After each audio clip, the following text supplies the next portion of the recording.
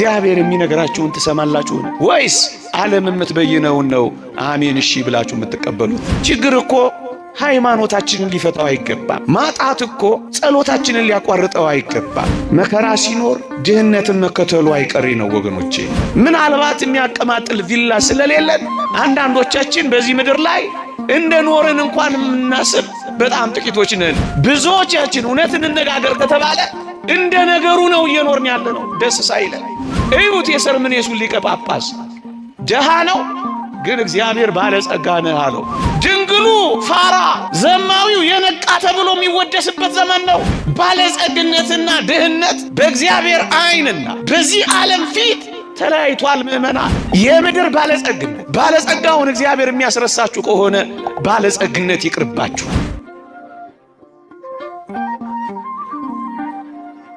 በስመ አብ ወወልድ ወመንፈስ ቅዱስ አሃዱ አምላክ አሜን።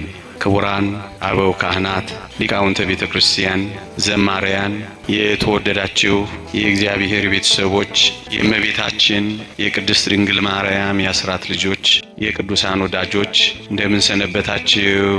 እንደምን አላችሁ? አሜን።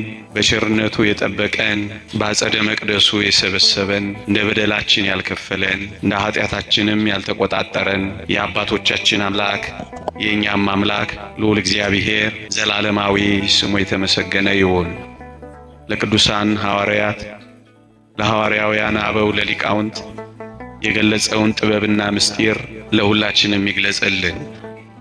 የቅዱስ ዮሐንስ ራእየ ዮሐንስ ምዕራፍ 2 ቁጥር 7 እስከ 9 መቸገርህን አውቃለሁ፣ ነገር ግን ባለጸጋ ነህ። ይህንን ያለው የተወደደ መድኃኒታችን ኢየሱስ ክርስቶስ ለሰርምኔስ ቤተ ክርስቲያን አለቃ፣ በሰርምኔስ ያለች ማኅበረ ምእመናን አስተዳዳሪ፣ የሰርምኔስ ቤተ ክርስቲያን ሊቀ ጳጳስ ፖሊካርፐስን ነው።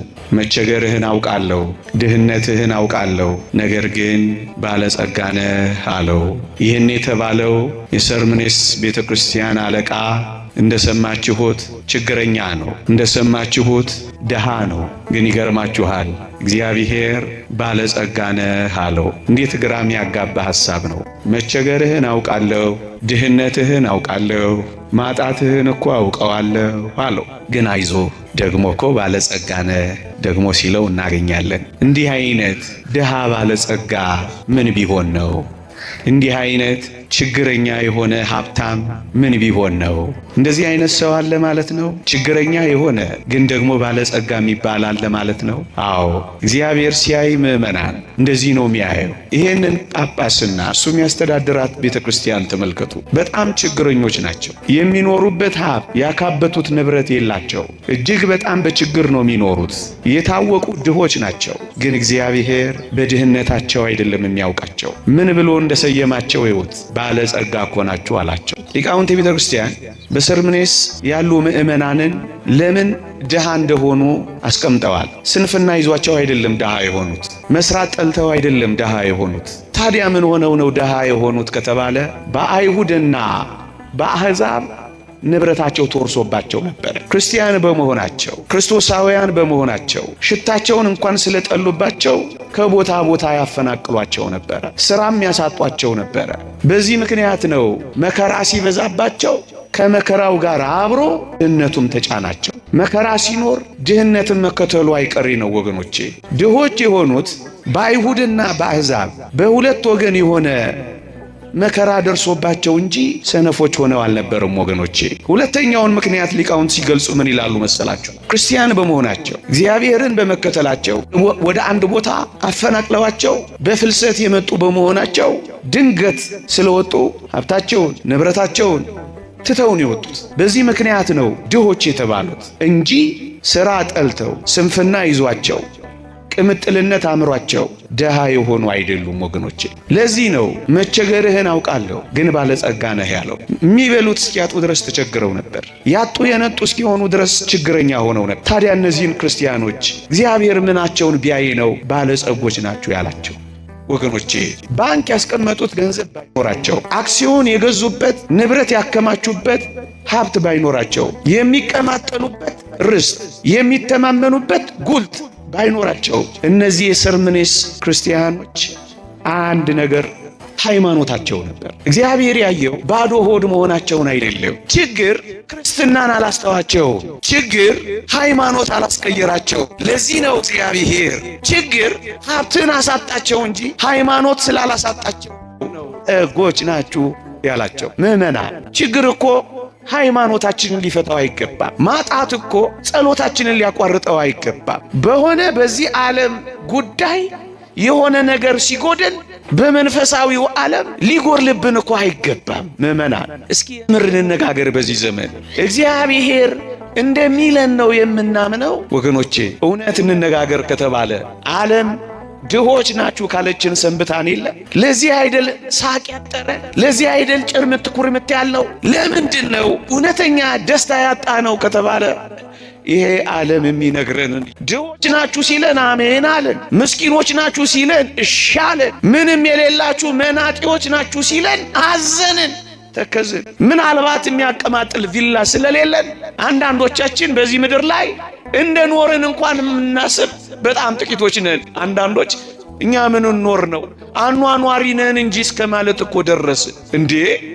ደስታችንን በዚህ ዓለም ቁሳዊ ነገር መዘነውና ብዙዎቻችን ደስታን አጣን፣ ሳቅ አጣን፣ ፍስሐ አጣን፣ እርካታ አጣን፣ ሰላም አጣን። የደስታችንን መጠን ኪሳችን በሚገባው በሚወጣው በምንቀልሰው ጎጆ፣ በምናሽከረክረው መኪና፣ በምናጌጠው ጌጥ፣ በምናሸበርቀው ማሸብረቅ ካደረግነው እኮ ስለከራረምን ነው ሐዘን እየተሰማን ያለ። ብዙዎቻችን እውነት እንነጋገር ከተባለ እንደ ነገሩ ነው እየኖርን ያለ ነው፣ ደስ ሳይለን። ለምን? የምንሰማው የዓለምን ድምፅ እየሆነ። እንደውም አንዳንድ ወጣቶች አንዳንድ ጊዜ እናገረዋለሁ፣ ኢትዮጵያ ውስጥ ሰው ሆኜ ከምኖር ይልቅ ዋይት ሃውስ ውስጥ ሳር ሆኜ በበቅል ይሻለኛል እያሉ እስኪመኙ ድረስ ደረሱ። ደስታን ፍለጋ ስንት ቦታ ተንከራተቱ። እርካታን ፍለጋ ባህር ለባህር ቀዘፉ። ምዕመናን ስራን አትስሩ ማለት ስንፍናን ማበረታታት አይደለም። ብዙዎቻችን ዓለም የምትነግረንን እየሰማን እግዚአብሔር የመረጠልንን ችላ እያል ደስታችንን ካራቅን ቆየን እያልኳችሁ ነው። እዩት የሰርምኔሱ ሊቀ ጳጳስ ደሃ ነው፣ ግን እግዚአብሔር ባለጸጋ ነህ አለው። ምንም የለው፣ ግን እግዚአብሔር ሁሉ ያለህ ነህ አለው። መቸገርህን አውቃለሁ፣ ግን እኮ ባለጸጋ ነህ አለው። እግዚአብሔር ያለውን ትሰማላችሁ ወገኖቼ። ጥቂት ዓለም የምትለውና እግዚአብሔር የሚለው እንዴት እንደሚለያይ በሞቴ ላሳያችሁ። ዓለም ከተወሰነ ኪሎ ካሎሪ በታች ከበላችሁ ወይም በዓመት የሆነ ዶላር ካላመጣችሁ ደሃ ነው ብሎ ነው የሚበይነው። ዓለም እንደዚህ ነው የሚበይነው። የዓለም የብልጽግና ልኬት ይሄ ነው። እግዚአብሔር ግን እንደዚህ አይደለም የሚለው። አያችሁ የዓለም ከእግዚአብሔር እንዴት እንደሚለይ ተመለከታችሁ። በሞቴ በተቀደሰ ትዳር ተወስኖ በቃለ እግዚአብሔር መስፈርትነት ልጆቹን የሚያሳድግን አባት ይሄ ዓለም አፋኝ የሚል ስም ነው የሚሰጠው። ኋላ ቀር የሚል ታርጋ ነው የሚለጥፈው። እናውቃለን። ያልገባው እኮ ነው የሚለው። እያያችሁ ነው። ሌብነት ተወድሶ ጨዋነት የኮሰሰበት ዘመን ነው። የሰረቀ ተተኮሰ የሚባልበት ዘመን፣ ጨዋ የሆነ ደግሞ እሱ ምን አለው የተቀበረ ሰው ነው የሚባልበት ዘመን ነው እንዴ። ድንግሉ ፋራ፣ ዘማዊው የነቃ ተብሎ የሚወደስበት ዘመን ነው። ተገላብጧል ስላችሁ ተገላብጧል። በተቀደሰ ትዳር ተወስኖ ልጆቹን በእግዚአብሔር ቃል መስፈርትነትን የሚያሳድግን አባት ኋላ ቀር ብሎ ይጥለዋል። ይልቅስ በዝሙት ተጠምዶ እንደ እንስሳ እያመነዘረ ምናልባት ከጸነሰ ደግሞ እያስወረደ የሚኖረውን ደግሞ ስልጡን ይለዋል። የቤተሰብ ስልጣኔ የገባው ይለዋል። ተራማጅ ብሎ ይበይንለታል። እውነቱና ስያሜው ተገላብጧል። ምዕመና ያገኘውን አጋርቶ ፈጣሪውን አመስግኖ በልኩ መኖርን ወዶ ካልጠግብ ባይነት ወጥቶ የማይስገበገብ በቃኝ የሚልን ሰው ሳሳ ይለዋል። ሃይማኖቱ ስንፍናን ያመጣበት ብሎ ይበይንበታል። ከዚያ ይልቅ ደግሞ በስነ ልቦና ቀውስ ውስጥ እስኪወድቅ ድረስ ታማሚና በሽተኛ እስኪሆን ድረስ ጠባ ለገንዘብ መሸ ለሆድ የሚንከራተተውን እግዚአብሔርም ከሰውም የተለየውን ግን ታታሪ የሥራ ባህል የገባው ስልጡን ብሎ ይሰይምለታል። ተገላብጧል ያልኳችሁ እኮ ይሄንን ነው ወገኖቼ። ልክ እንደዚሁ ባለጸግነትና ድህነት በእግዚአብሔር ዓይንና በዚህ ዓለም ፊት ተለያይቷል ምእመናን። እሱን ነው እንድናስተካክል በዚህ ምሽት እቺን ርዕስ ባነሳ ብዬ የመረጥኩት። ወገኖቼ እግዚአብሔር ያለውን ተመልከቱ።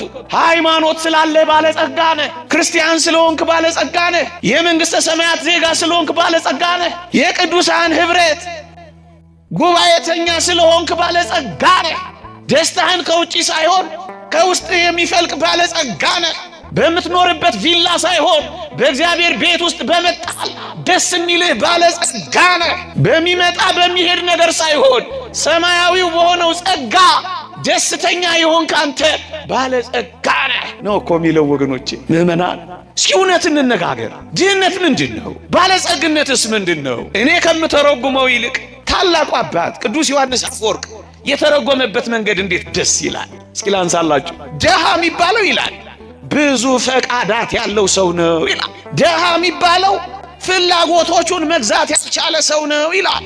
ድሃ የሚባለው ያቺንም ሲያይ የሚያምረው ይቺንም ሲያይ የሚፈልገው እሱ ምርጥ ድሃ ነው። በአንዲት ሚስት የማይወሰነው ቅብዝብዙ እሱ ድሃ ነው። ፊቱ የሚያሰፋ ደረቱ የሰፋ ሊሆን ይችላል። እመኑኝ፣ ፈቃዱን መግዛት መቆጣጠር ያልቻለ ምስኪን ነው። ራሱን መምራት ያልቻለ ምስኪን ነው። ስሜቱን መቆጣጠር ያልቻለ ምስኪን ድሃ እሱ ነው።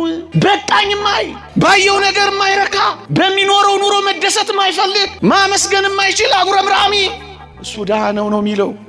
ምእመናን፣ እስኪ እውነት እንነጋገር ከተባለ የሁሉንም ማለት አይደለም። በዚህ ዘመን የምናያቸውን አንዳንድ ነገሮች እስኪ ነተዛዘብ። ጠንቋይ ቤት ሄዶ ጸጉር ቆርጦ ርሚጦ ጥሎ እርቃኑን ሄዶ አመድ ላይ ተንከባሎ ከአጋንንትና ከዲያብሎስ ጋር ውል ገብቶ ተዋውሎ ሀብት የሚያዘንበውን ባለጸጋ ስትሉት ጠዋትኛ ጋር ማታ ሌላ ቦታ እየተንበረከከ የመንግሥተ ሰማይ ቤቱን ያፈረሰ የዚህን ዓለም ቤት ያነጸ እናንተ ባለጸጋ ትሉታላችሁ። እግዚአብሔር ግን ምን እንደሚለው ስሙ።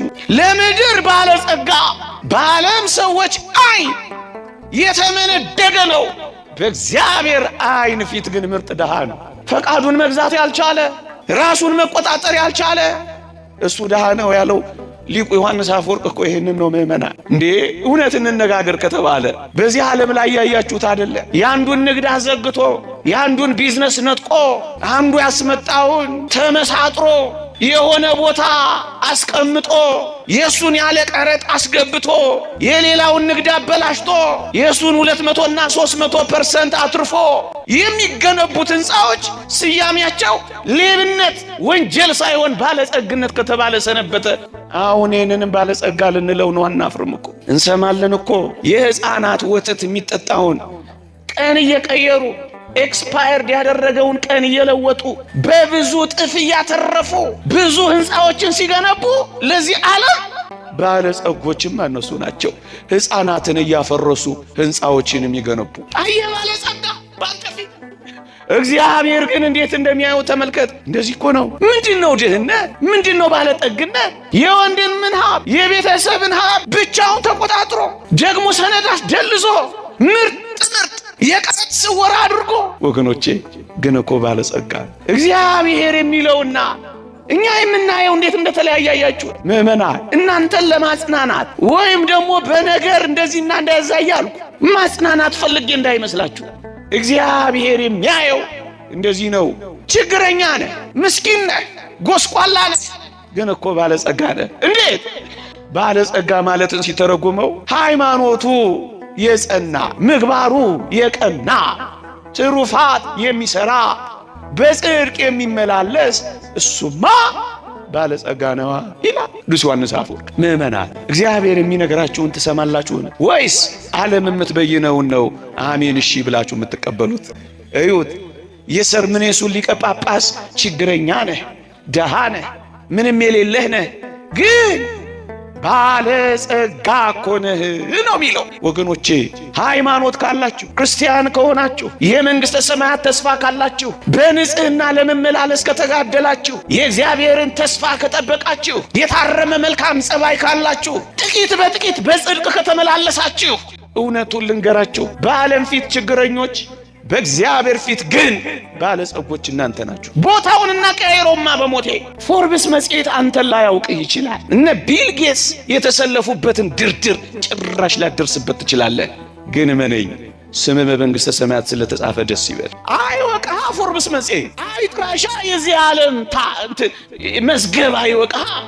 የእግዚአብሔር መዝገብ ካወቀህ ደስ አይልህ። ቅዱሳን ሐዋርያት አጋንንት እኮ በስም ተገዙልን ብለው መጡ። ደስ እያላቸው እየተፍነከነኩ መጡ። ስማቸው ዝነኛ ስለሆነ በምድር ላይ አጋንንት ስለወጡላቸው ደስ እያላቸው መጡ። ጌታችን ግን እንዲህ አላቸው፣ አጋንንት ስለተገዙላችሁ በዚህ ደስ አይበላችሁ፣ ይልቅስ ስማችሁ በሰማያት ስለተጻፈ ደስ ይበላችኋል። እህቴ የደስታሽ ምንጭ ምንድን ነው? የእግዚአብሔር መሆንሽ ነው። ወንድሜ የሰማዩ ርስት ወራሽ ለመሆን የዚህች ቤተ ክርስቲያን አባል መሆንህ ነው። ከቅዱሳንና ከሐዋርያት ጋር ባለሀገሮች በመሆን ደስ ይልሃል። በምን ደስ ትሰኛላችሁ? እኔ ክርስቲያን ነኝ እያላችሁ ትስቃላችሁ፣ ደስ ይላችኋል። ምእመናን መቸገርህን አውቃለሁ፣ ግን ባለጸጋ ነህ። ሌላ አላሳያችሁ። የዚህ ተገላባጭ ራዕየ ዮሐንስ ምዕራፍ 3 ቁጥር 17 ላይ ሎዶቅያ የምትባል ማኅበረ ምእመናን ቤተ ክርስቲያን ደግሞ ታገኛላችሁ። አሁን ሰርምኔስን የነገርኳችሁ የሎዶቅያን ማኅበረ ምእመናን የሎዶቅያን ክርስቲያኖች ደግሞ ላስታውሳችሁ። ሎዶቅያ ማለት ደግሞ የወደብ ከተማ ናት። ብዙ መርከቦች ያልፉባታል። የንግድ እንቅስቃሴ ይሞላባታል። ማዕድን ማውጫ አላት። የሐር ማምረቻ አላት። የአይን ክሊኒኮች አላት። በዚህ ምክንያት በሎዶቅያ የሚኖሩ ክርስቲያኖች በጣም ባለጸጎች ሆነዋል። ሀብታሞች ሆነዋል። ገንዘብ የሞላባቸው ሆነዋል። ክርስቲያኖቹን እኮ ነው የምነግራቸው። እንደውም ከዚህ የተነሳ የከፍተኛው መደብ አባላት ወደ መሆን ደርሰዋል። እግዚአብሔር ግን ምን እንዳላቸው ስሙ፣ ላንብብላችሁ። እንዲህ ይላል፣ ጎስቋላ፣ ደሃ፣ ምስኪን፣ እውር፣ የተራቆት መሆንህን ስለማታውቅ አይላቸው መሰላችሁ። እነሱ እኮ በገንዘብ ባለጸጎች ናቸው። ግን እግዚአብሔር ምን አላቸው? ድሆች አላቸው። እነሱ እኮ ማህበራዊ ደረጃቸው ሁሉ የሚፈልጋቸው ሆኖ ሰው የሰበሰባቸው ሰው የከበባቸው እኮ ናቸው። ግን ምን አላቸው? ምስኪን አላቸው። ሐር እያመረቱ ሐር የሚደርቡ እኮ ናቸው። ግን ምን አላቸው? የተራቆት ካላቸው በጣም ቅምጥሎች ያማሩ ሆነዋል። ግን ምን አላቸው? ጎስቋሎች አላቸው። የአይን ክሊኒክ አላቸው ብያችኋለሁ። ያበራ ነው አይናቸው። ግን ምን አላቸው? እውር አይላቸው መሰላችሁ እግዚአብሔር። ለምን በሞቴ ለምን እንደሆነ ልንገራችሁ። ስለ ሀብታቸው እግዚአብሔርን ከማመስገን ይልቅ ወገኖቼ እግዚአብሔርን በመፈለግ ግድ የለሾች ሆነው አግኝቷቸዋል። ግድ የለሾች ሆነው አያቸው። ምን ማለት እንደሆነ ታውቃላችሁ? ገንዘብ ስለሞላላቸው እግዚአብሔር ብዙም የማያስፈልጋቸው ሆነዋል። ምን ማለት እንደሆነ ታውቃላችሁ? እግዚአብሔርን የችግር ቀን ወዳጅ አድርገውት ከርመዋል። እግዚአብሔር የሚያስፈልጋቸው ችግር ሲገጥማቸው እንጂ ሀብት የሞላቸው ንብረት የደረጃቸው ቀን እግዚአብሔርን አልፈለጉትም፣ ተዉት። ወገኖቼ ሃይማኖታቸውን ችላ አሉ፣ ምግባራቸውን አሳሱት። ስለዚህ ምን አላቸው? ደሃ አላቸው። ግን እኮ በጣም ባለጸጎች እኮ ናቸው። እንደውም የከፍተኛው መደብ አባላት ናቸው። ግን ምን አላቸው? ድሆች። ለምን? እግዚአብሔርን እየተዉት መጥተዋል። ምእመናን እግዚአብሔር የችግር ጊዜ ወዳጅ ብቻ አይደለም። እግዚአብሔር የባለጠግነትም ጊዜ አምላክ ነው። የማጣት ጊዜ ወዳጅ ብቻ አይደለም። እግዚአብሔር የመሙላትም ጊዜ ወዳጅ ነው። እግዚአብሔር ሲቸግረን እጃችንን እንዘረጋለን፣ ሲሞላልን እጃችንን የምናጥፍለት አምላክ አይደለም። እግዚአብሔር ወረት አይደለም። እግዚአብሔር የሁል ጊዜ አምላክ ነው። እነዚህ የሎዶቅያ ምእመናን ግን ሲቸግራቸው ጊዜ የሚፈልጉት ሲሞላላቸው የሚተውት አይነት ሆነው አገኛቸው። ስለዚህ ምን አላቸው? ችግርተኞች አላቸው፣ ድሆች አላቸው፣ ጎስቋሎች አላቸው፣ እውር አላቸው። ምእመናን ባለጸግነት እንዴት እግዚአብሔርን እንደሚያስረሳያችሁ። የምድር ባለጸጋውን እግዚአብሔር የሚያስረሳችሁ ከሆነ ባለጸግነት ይቅርባችሁ። የሰማዩን ሙላት የሚያሳጣችሁ ከሆነ የዚህ ዓለም ሙላት ይቅርባችሁ። አንተ የባለጸግነትን ጸጋ ሰጠህ፣ አንተን የሚያስተወኝ ከሆነ የባለጸግነትን ጸጋ ከኔ ውሰደው በሉት እባካችሁ። ይህን ዓለም አታችሁ እግዚአብሔር ዓለማችንን ብናገኘው አይሻላችሁ? በመቅደብ ጊዜ እግዚአብሔርን ስለረሱት ነው። ምን ያላቸው? ድሆች አላቸው፣ ባለጸጎች፣ ቅምጥሎቹን ጎስቋላ አላቸው። ምእመናን እግዚአብሔር እንዴት ይሆን አስባችሁታ? ቤታችን የሞላውን የውስጥ ልብሳችን የውስጥ ጌጣችን በውስጥ የምንለብሰውን ጸጋ እግዚአብሔርን ነው እግዚአብሔር የሚያየው። ምእመናን በዚህ ባለው ነገር እባካችሁ ሀብታም፣ ደሃ፣ ባለጸጋ፣ ምስኪን መባባል እናቁም። በእግዚአብሔር ዓይን እንደዚህ መተያየት እንጀምር። የነፍስ ባለጠግነት፣ የእግዚአብሔር ቤት ሙላት፣ የሰማያዊ ሕይወት ጎዳና ባለጸግነት ነው ለኛ ለክርስቲያኖች የሚያስፈልገን ወገኖች። ይሄን ዓለም ቢኖረና እንጠላል። ባለጸግነት በራሱ የሚነቀፍ ነገር አይደለም፣ በፍጹም አይነቀፍም። አብርሃም ባለጸጋ ነበረ፣ ኢዮብ ባለጸጋ ነበረ። በጣም ብዙ አይነቀፍም ባለጸግነት። ይሄን ስናስተምር ባለጸግነትን እየነቀፍን እንዳይመስላችሁ። ባለጸግነት የሚያመጣው ትዕቢትና መታጀል ግን እግዚአብሔርን የሚያስረሳ ከሆነ ባለጸግነት እንቅር ብሎ ይቅር እንድንነው ግን የሚያስፈልገው ባለጸግነታችን ጸሎት የሚያስተወር፣ ባለጸግነታችን የእግዚአብሔርን ቤት የሚያስረሳ፣ ባለጸግነታችን ካህናትን እንድንነግ ይህን ዓለም የሚያጋድለን ከሆነ ይቅርብን እንድንል ነው። ምዕመናን ይህ ዓለም በምን እየተጋደለ ይመስላችኋል? አታውቁም። ለሀብት በሚደረግ ሽሚያ አይደለምን?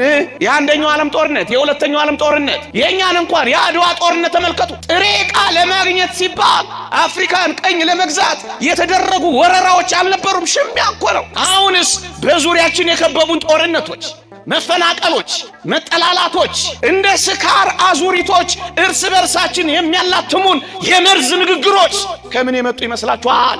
ባለጠግነትን ከመመኘት አይደለም። የዚህ ዓለም ሐሳብ የባለጠግነትን ማታለል አንቆ ያዘው ተብሎ እንደተጠራ ይቺን ዓለም አንቆ ያዛት ይሄ ውድና ይሄ ናፍቆት አይደል? ይሄን ባለመውደድ ውስጥ እኮ ሰላማዊነት ነው ያለው። አብሮ ተካፍሎ በመኖር ውስጥ መጣላት አለ።